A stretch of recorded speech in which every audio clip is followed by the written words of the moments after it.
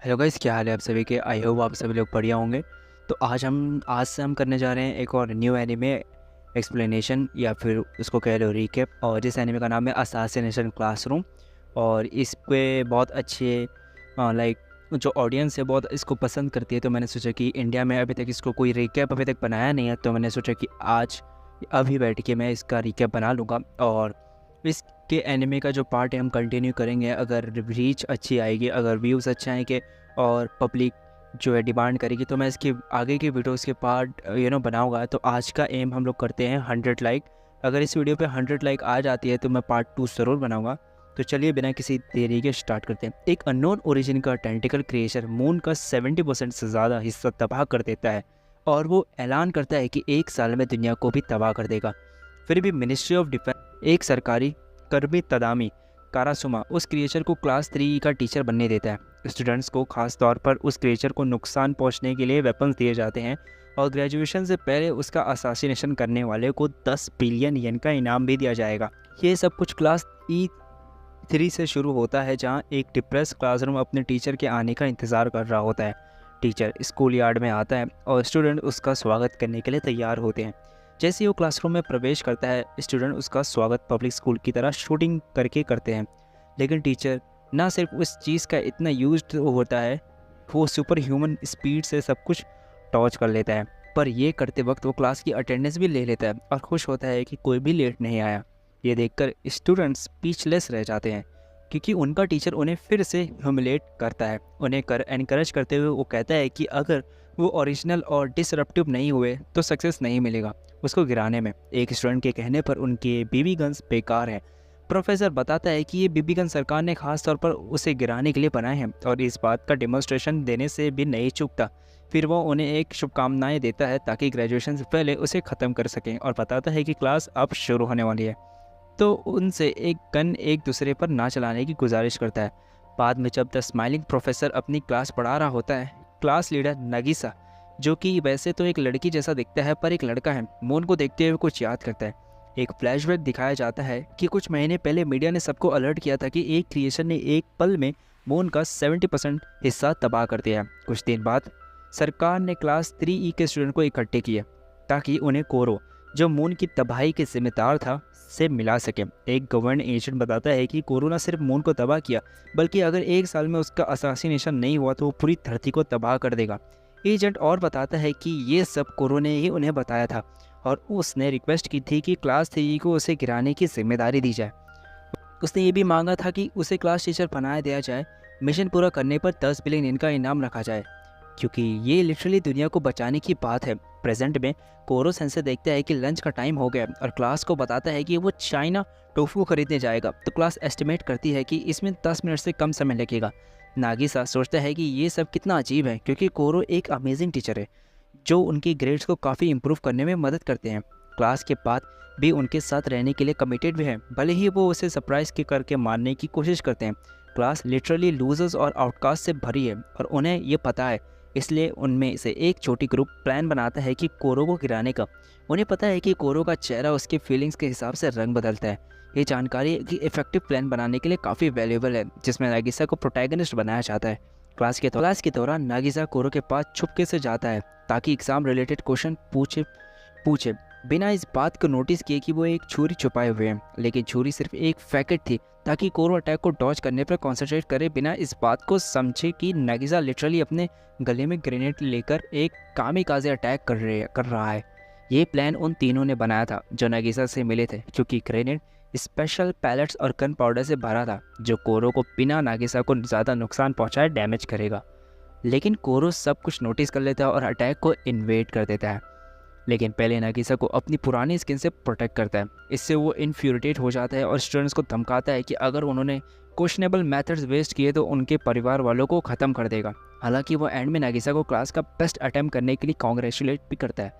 इससे नागिसा खुश हो जाता है, क्योंकि आखिर कोई उनके एफर्ट्स को अप्रिशिएट तो करता है और उन्हें नीचा नहीं दिखाता।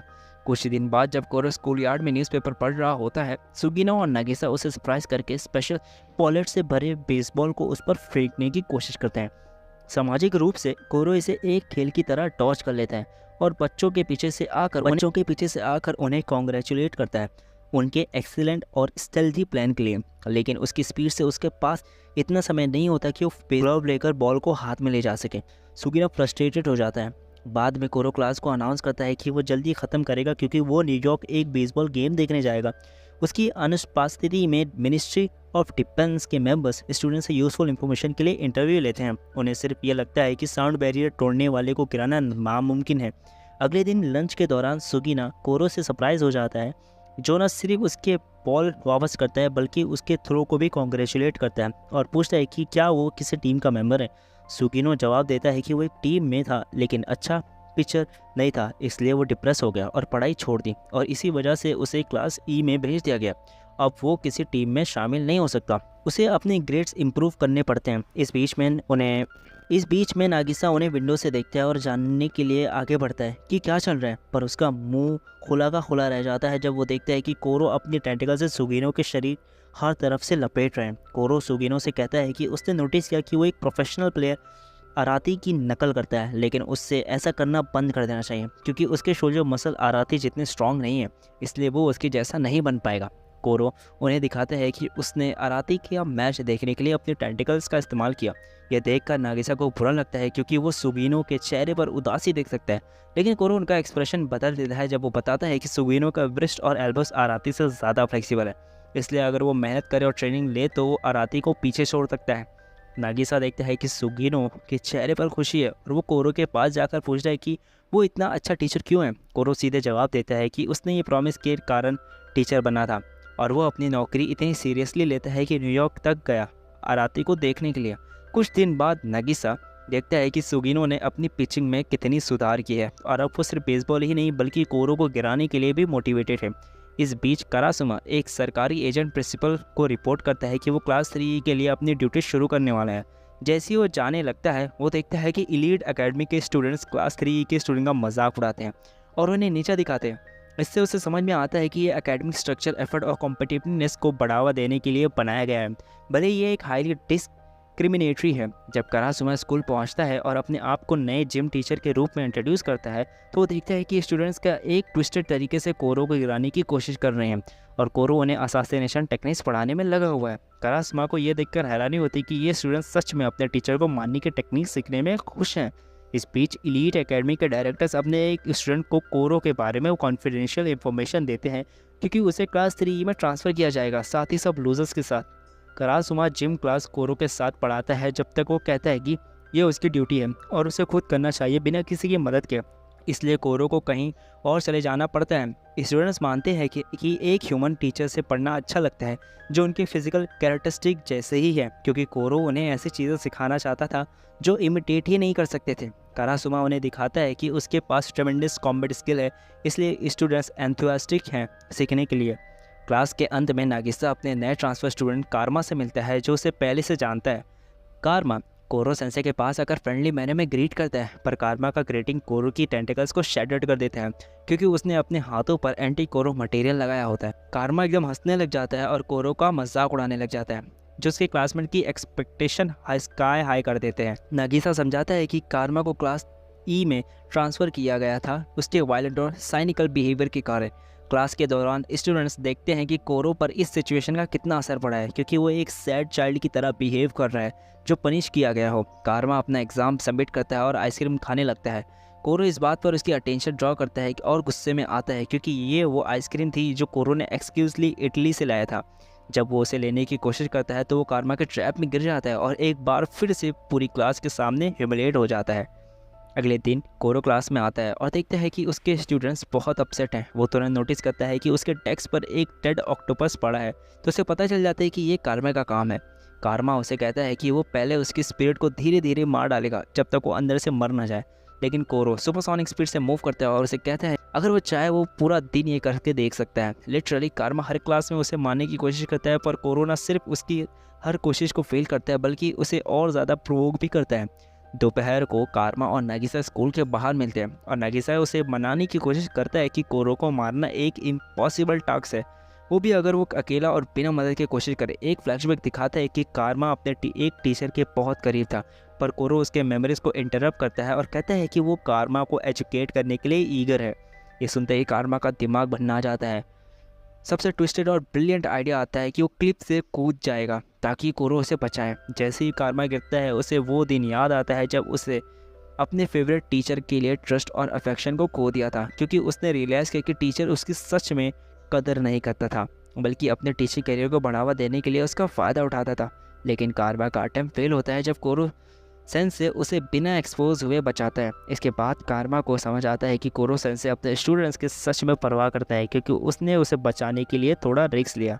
कुछ दिन बाद कोरो स्टोर जाता है कुछ चीज़ें खरीदने के लिए, और वापस आते वक्त उससे कुछ गूंज एक वाइफी को परेशान करते हुए मिलते हैं। कोरो सेंसे बिना झिझक उन्हें देयर प्लेस में ही डाल देता है, जिसके लिए वाइफी उसे इमोशनल तरीके से थैंक्स कहती है और पूछती कि क्या उसे क्लास 3E का रास्ता पता है। बाद में करासुमा वाइफी को पूरी क्लास के सामने इंट्रोड्यूस करता है क्योंकि वो नए फॉरेन लैंग्वेज टीचर बनने वाली है। ऐसा लग रहा था कि जो हमारी वाइफी थी वो ना एक असासिन थी, तो बाद में उसका शक सही साबित होता है जब वो वाइफी करासुमा से मिलती है, और करासुमा हैरान रह जाता है जब वो famous S class assassin Irina Zelovich से मिलते हैं, जो 12 से ज़्यादा लैंग्वेज परफेक्टली बोल सकती है और सबसे रिस्की मिशंस में घुस जाती है। इसके बाद इरिना स्कूल यार्ड में कोरो केस को सड्यूस करने और उसे वियतनाम से कॉफ़ी लाने के लिए कहती है। ऑब्वियसली कोरो इतना ही सिंपैथेटिक है जितना आप और मैं, वो तुरंत निकल जाता है और स्टूडेंट्स तुरंत इरिना की असली पहचान जान लेते हैं, जब वो उन्हें बताती है कि उसका इंटेंशन उन्हें कुछ सिखाना नहीं है, और वो जल्दी दिखाती है कि उसे कुछ और करने में कोई इंटरेस्ट नहीं है, सिर्फ अपना गोल पूरा करने में। उसे टीचर का काम करने में कोई दिलचस्पी नहीं है। दरअसल वो सबके सामने नागिसा को किस कर देती है और कहती है कि जो भी कोरो के बारे में इंफॉर्मेशन देगा उसे भी वो वैसे ट्रीट करेगी। फिर वो अपने राइट हैंड मैन को इंट्रोड्यूस करती है, जो शुरुआत के एलिजेड स्टॉकर्स होते हैं।